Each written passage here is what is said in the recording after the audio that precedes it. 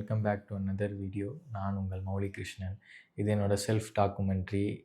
என்னோட 10 வருஷத்து ஃபோட்டோகிராஃபிக்கான self documentary தான் நம்ம பண்ணிகிட்ருக்கோம்.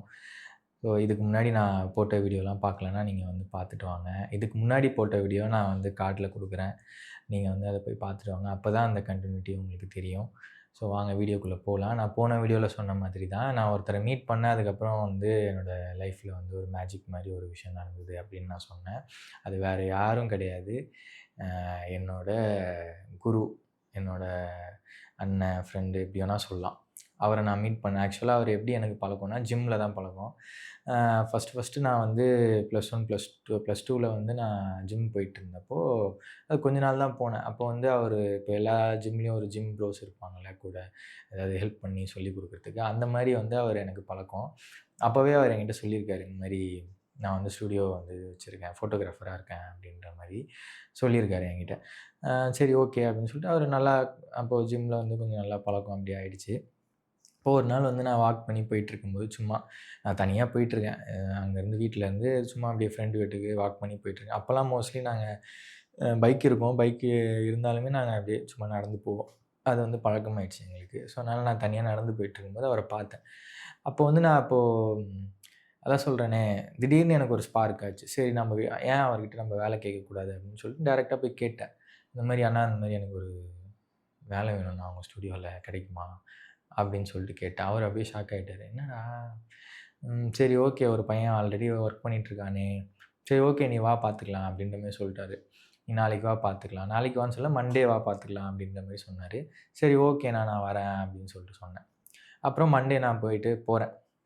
போனோனே 3 பேர் இருந்தாங்க. அந்த அண்ணன், அதுக்கப்புறம் வந்து இன்னொருத்தர் தேவராஜ்ன்னு சொல்லிட்டு ஒரு அண்ணன். அவர் வந்து வீடியோகிராஃபரு, எடிட்டரும் கூட, வீடியோ எடிட்டரும் கூட. அதுக்கப்புறம் நான் அந்த அண்ணன் சொன்னார் இல்லையா, அந்த ஒரு பையன் ஒர்க் பண்ணுறான்னு சொல்லிட்டு, அந்த பையனுமே இருந்தான். 3 பேர் இருந்தாங்க. நான் போனோனே அவங்க 2 பேரும் அப்படியே பார்க்குறாங்க, யார் இந்த பையன் அப்படின்னு பார்க்குறாங்க. அதுக்கப்புறம் அவர் ரிசீவ் பண்ணாரு, வாப்பா உட்காரு அப்படின்னாரு. அதுக்கப்புறம் அந்த தேவராஜன் சொன்னேன்ல அந்த அண்ணன் வந்து எனக்கு கொஞ்சம் என்கிட்ட கொஞ்சம் சில இன்டர்வியூலாம் எடுத்தார். வெளியே சும்மா நின்று பேசிகிட்டு இருக்கும்போது, "நீ என்ன பண்ணுற? எங்கே இருக்க?" அப்படின்லாம் கேட்கும்போது, உனக்கு வந்து அந்த அண்ணன் தான் வந்து அப்போவே சொன்னார். அப்போவே என்கிட்ட கேட்டார். என்ன விஷயம்னா, "நீ ஃபோட்டோகிராஃபி சூஸ் பண்ண போறியா? வீடியோகிராஃபி சூஸ் பண்ண போறியா?" அப்படின்னு கேட்டார். நான் என்ன சொன்னேன், "இல்லைண்ணா எனக்கு ஃபோட்டோ தான் இன்ட்ரெஸ்ட்டு." சொன்னேன். நான் ஃபோட்டோகிராஃபி தான் சூஸ் பண்ணேன். "இல்லைடா, ஃப்யூச்சர் வந்து வீடியோ தான்." அதனால அப்போவே சொன்னார் அவரு. ஏன்னா இப்போ நெறைய பாருங்க நம்ம கன்டென்ட் இப்போ நானே இப்போ ஒரு கன்டென்ட் தானே உங்களுக்கு குடுத்துட்ருக்கேன். ஸோ அந்த மாரி வீடியோ பேஸ்டான ஒரு இது வந்து மாறிடுச்சு. நெறைய பேர் யங்ஸ்டர்ஸ் வரவங்களும் வந்து ஃபோட்டோ தாண்டி வீடியோ தான் இன்ட்ரெஸ்டடா பண்றாங்க. அந்த மாரி அந்த அண்ணன் வந்து அப்போவே சொன்னாரு. 2015லயே சொன்னாரு. இந்த மாரி "இல்லடா வீடியோகிராஃபி சூஸ் பண்ணிக்கோ" அப்படின்னு சொல்லிட்டு சொன்னேன். நான் சொன்னேன், "இல்லண்ணா எனக்கு இதுதான் விருப்பம்" அப்படின்ற மாரி சொல்லிட்டேன். "சரி ஓகே உன்னோட விருப்பம்டா" அப்படின்ற மாரி. ஆனா அவருக்கு மனசே இல்ல. எனக்கு ஏதோ கத்துக் குடுக்கணும்னு ஒரு ஆர்வத்திலேயே இருந்தாரு போல. அதுக்கப்புறம் பேசிட்டு ஜாலியா பேசிட்டு என்ன பண்ற? ஏது பண்ற? எல்லாம் கேட்டாரு. நானும் சொன்னேன் சொல்லிட்டு, அதுக்கப்புறம் நாங்க எல்லாம் கொஞ்சம் க்ளோஸ் ஆயிட்டோம். அப்புறம் அந்த வேலை செய்ற பையன்கிட்ட கொஞ்சம் பேசி பழகி, அப்புறம் அப்படியே க்ளோஸ் ஆயிட்டோம். அப்புறம் எனக்கு ஃபர்ஸ்ட் டே வந்து எதுவும் குடுக்கல அவரு. ஒர்க் எதுவுமே குடுக்கல. அப்புறம் 2வது நாள் நான் போகும்போது காலையில போனேன். போகும்போது ஃபர்ஸ்ட் டே வந்து நான் ஈவினிங் தான் போனேன். போயிட்டு சரி ஃபர்ஸ்ட்டு போய் பார்ப்போம் அப்படின்னு சொல்லிட்டு ஈவினிங் போனேன்.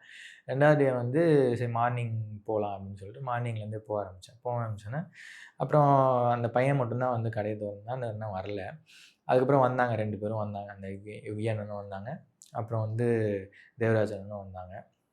தேவராஜ் அண்ணன் எப்பவுமே லேட் கம்மர். அவர் எப்பவுமே வந்து கொஞ்சம் லேட்டா தான் வருவாரு. இவர் வந்து சீக்கிரமா வந்துருவாரு. அந்த பையன் வந்த பிறகு கொஞ்ச நாளுக்கு அப்புறமே அவர் வந்துருவாரு. அப்புறம் வந்தாரு. வந்துட்டு இந்த மாரி சரி ஃபர்ஸ்ட் டே கிளாஸ் மாரி ஒண்ணு நடத்துனாரு. என்னன்னா ஃப்ரேமிங். இப்போ ஒரு பாஸ்போர்ட் சைஸ் இப்போ ஸ்டூடியோல பொறுத்தவரைக்கும் பாஸ்போர்ட் சைஸ் தான் மெயினான ஒரு விஷயம். அதுதான் நெறைய ரன் ஆகும். ஸோ, அதனால வந்து பாஸ்போர்ட் சைஸ் உனக்கு எப்படி எடுக்கிறதுன்னு கத்துக் குடுத்தேன். இதுக்கு முன்னாடி கேமரா ஹேண்டில் பண்ணியிருக்கியான்னு கேட்டாரு. நான் சொன்னேன், பண்ணியிருக்கேண்ணா. சும்மா ஃப்ரெண்ட்ஸோட கேமரா அந்த மாரி சும்மா பார்த்துருக்கேன். மத்தபடி த்ரூ அவுட்டா நான் அத யூஸ் பண்ணி பார்த்தது கிடையாது. அதேமாரி நான் அந்த டுட்டோரியல்ஸ் அது மாரி ரிலேட்டட்லாம் பார்த்துருக்கேன். எப்படி எடுக்கணும் அந்த மாரிலாம் பார்த்துருக்கேன் அப்படின்னு. சரி ஓகே நல்ல விஷயம் தான் அப்படின்னு சொல்லிட்டு, ஃபர்ஸ்ட் ஆஃப் அவர உட்கார வச்சு அந்த ஸ்டுடியோல வேலை செஞ்சிருந்தால அந்த பையன உட்கார வச்சு, அ எப்படி எடுக்கணும் அப்படின்றது எனக்கு டெமான்ஸ்ட்ரேட் பண்ணி காமிச்சாரு. என்ன ஃப்ரேம்ல எடுக்கணும் அப்படின்றது. அப்போ அவங்க என்ன ஃப்ரேம் சொன்னாங்கன்னா, நம்ம உட்காந்துருக்கோம்னா, பாஸ்போர்ட் சைஸ் எப்பவுமே வந்து இப்போ ஜென்ஸானா ஜென்ஸ்னால் 1, 2, 3 பட்டன்ஸ் இருக்கும்ல அவங்க ஷர்ட்டில். அந்த 3வது பட்டன் வரைக்கும் எடுக்க சொல்லுவாரு. எடுத்து அத வந்து அந்த சைஸ் இருக்கும். அந்த பாஸ்போர்ட் சைஸ்க்கான ஒரு சைஸு. அது எப்படின்னா 3.5 இன்டூ 4.5 சென்டிமீட்டர்ல வரும். ஸோ அத கிராப் பண்ணி போடுவாங்க. அது வந்து அடுத்து தான் எனக்கு சொல்லிக் குடுத்தாரு. ஃபர்ஸ்ட்டு இந்த ஃப்ரேமிங் எப்பவுமே பிகினிங் அதுதானே. நம்ம எந்த ஒரு இதுக்கு போனாலும் ஸ்டார்ட்டிங் வந்து ஒரு விஷயம் வந்து சொல்லிக் குடுப்பாங்க. அந்த மாரியான ஒரு விஷயம் தான் அது. ஒரு பிள்ளையார் சொல்லி போடுற ஒரு விஷயம் தான் அது. அந்த ஃப்ரேமிங்ன்றது ரொம்ப முக்கியம். அதாவது ஃபோட்டோகிராஃபில ஃப்ரேமிங்ன்றது ரொம்பவே ஒரு முக்கியமான விஷயம். அது நான் இப்போ வர வர வீடியோல உங்களுக்கு அந்த ஃப்ரேமிங் பத்தி நான் நல்லாவே டீட்டெயிலா உங்களுக்கு எக்ஸ்ப்ளைன் பண்றேன்.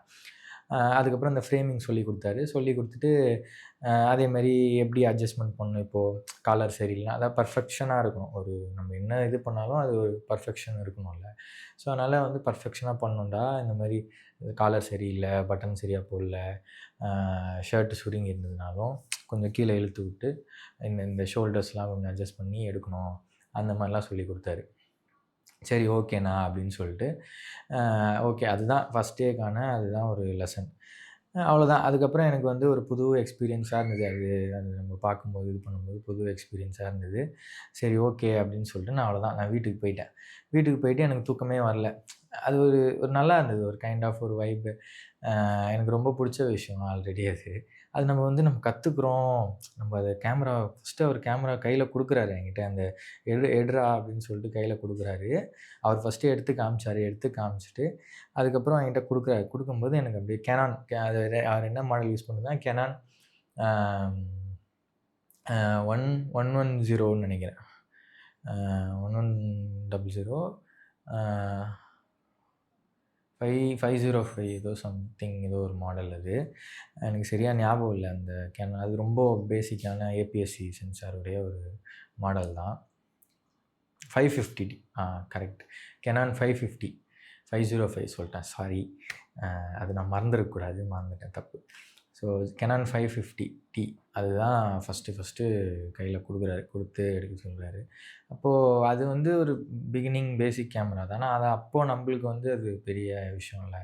அதோட மெனூஸ்லாம் சொல்லிக் குடுத்தாரு. இந்த மாரி பண்ணணும், இந்த மாரி சொன்னா அது மைண்ட்லயே ஓடிட்டுருக்கு. அப்படியே ஓடிட்டுருக்கு. தூக்கமே வரல. இப்ப 2வது நாள் வந்து அ போகும்போது, அப்போ வந்து அவரு கொஞ்சம் லேட்டா வந்தாரு. அப்புறம் அந்த ஸ்டுடியோல ஆல்ரெடி ஒர்க் பண்ற பையன் இருந்தான். அவன் வந்து பெருக்கிட்டு, ஸ்டுடியோலாம் பெருக்கி கிளீனா வச்சுட்டு, அப்புறம் அவர் வந்தோனே சொன்னாரு.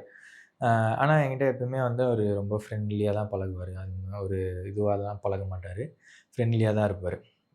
அவரு நம்மகிட்ட வேலை செய்ற பையன் அந்த மாரிலாம் நெனைக்க மாட்டாரு. ஃப்ரெண்ட்லியா ஹேண்டில் பண்ணுவாரு. அ அப்போ என்ன சொன்னாருன்னா, "தம்பி வந்தோனே தண்ணி புடிச்சு வச்சுருங்க.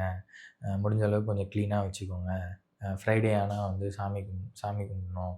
அப்படின்ற மாரி சில விஷயம்லாம் சொன்னாரு. சரி ஓகே நான் பண்ணிடலாம் அப்படின்னு சொல்லி நானும் நான் ஆல்ரெடி வந்து ரொம்ப கிளீனா தான் எல்லாத்தையும் வச்சுப்பேன். ஸோ அதனால ஓகே அப்படின்னு சொல்லிட்டு எனக்கு அது ஒண்ணும் பிரச்சனை இல்ல அப்படின்னு சொல்லிட்டு நானும் வந்து இந்த கிளீன் பண்றது, தண்ணி புடிச்சு வைக்கிறது அந்த மாரி வேலைலாம் பார்த்துட்டு இருந்தேன். இப்ப அதுக்கு அதுக்கு அடுத்த ஸ்டெப்பு எ என்ன என்ன எனக்கு சொல்லிக் குடுத்தாரு, இதுக்கு அடுத்த ஸ்டெப்பு இது எப்படி போச்சு அப்படின்றத நான் நெக்ஸ்ட் வீடியோல உங்களுக்கு சொல்றேன். அதுவரை உங்களிடமிருந்து விடைபெறுவது உங்கள் மௌலிக் கிருஷ்ணன். Signing off.